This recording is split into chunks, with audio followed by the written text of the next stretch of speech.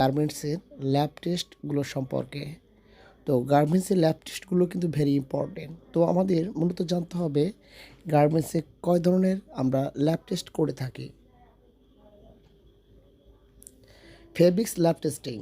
Fabrics need to pass through some testing for its quality, strength because by cut and sewing. অর্থাৎ আমাদেরকে wash করার জন্য অবশ্যই গার্মেন্টসকে এবং কোয়ালিটি চেক করার জন্য আমরা কিন্তু টেস্টিং করে থাকি। Fabrics becomes garments, fabrics lab testing is very much important. অর্থাৎ গার্মেন্টসে যে আমরা ল্যাব টেস্টগুলো করি এটি কিন্তু খুবই গুরুত্বপূর্ণ, কারণ গার্মেন্টসে বিভিন্ন রকম কেমিক্যাল দিয়ে আমরা ওয়াশ করে থাকি, যার জন্য আমরা ল্যাব টেস্ট করে থাকি। Buyer have requirement to pass fabrics lab test report before allowing fabrics for garments manufacturing. অর্থাৎ ল্যাব টেস্ট হওয়ার পর যখন ফেব্রিকটি রিপোর্ট পাস দেখাবে তখন সেটা কিন্তু আমরা গার্মেন্টস তৈরির জন্য প্রস্তুত করে থাকি।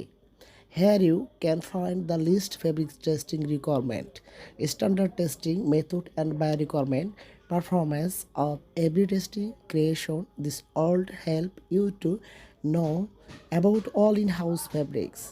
Testing and it's standard testing method, বিভিন্ন রকম আমরা টেস্ট করে থাকি। তো চলুন আজকে টেস্টগুলোর নামগুলো জেনে নেব, কারণ আমরা পরবর্তী ভিডিওতে চলে আসবো টোটাল টেস্ট কীভাবে করা হয় টোটালি আমরা বর্ণনা করে জানাবো আপনাদেরকে।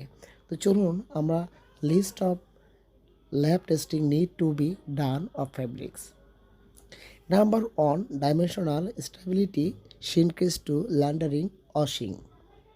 Number 2, SKU test. Number 3, distillation test. Number 4, dimensional stability to dry cleaning. Number 5, appearance rating test.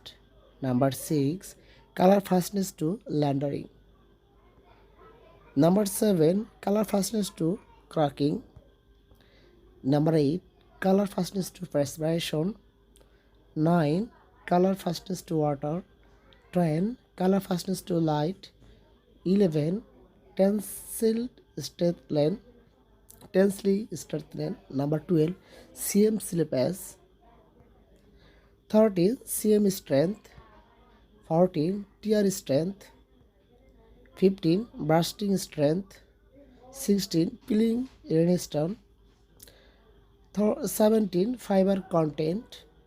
18, fabrics weight. 19, formaldehyde content. 20, lead content, scrabble surface only, sealed এর ক্ষেত্রে আমরা এই টেস্টটা করে থাকি। 21, অ্যাজিক ড্রাইস, অর্থাৎ নাম্বার 22 রয়েছে সেটা কালার ফাস্টনেস টু রাবিং। তো এই 21টি টেস্ট যদি আপনাদের জানা থাকে তাহলে কিন্তু আপনারা এই যারা কাটিং সেকশন রয়েছেন তাদের জন্য কিন্তু এটা গুরুত্বপূর্ণ ভূমিকা পালন করবে, কেননা অবশ্যই আমাদের এই গার্মেন্টস ল্যাব টেস্টগুলো একজন কোয়ালিটি হিসাবে জানা দরকার। তো আপনাকে ইন্টারভিউ বোর্ডে প্রশ্ন করতে পারে আমরা কি কি টেস্ট করে থাকি, সুতরাং এই 21টি টেস্ট আপনারা অবশ্যই মুখস্থ করে নেবেন। এটা আপনাদের জন্য খুব গুরুত্বপূর্ণ ভূমিকা পালন করবে।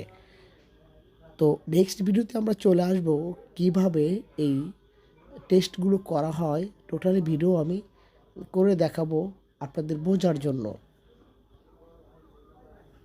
Thank you so much.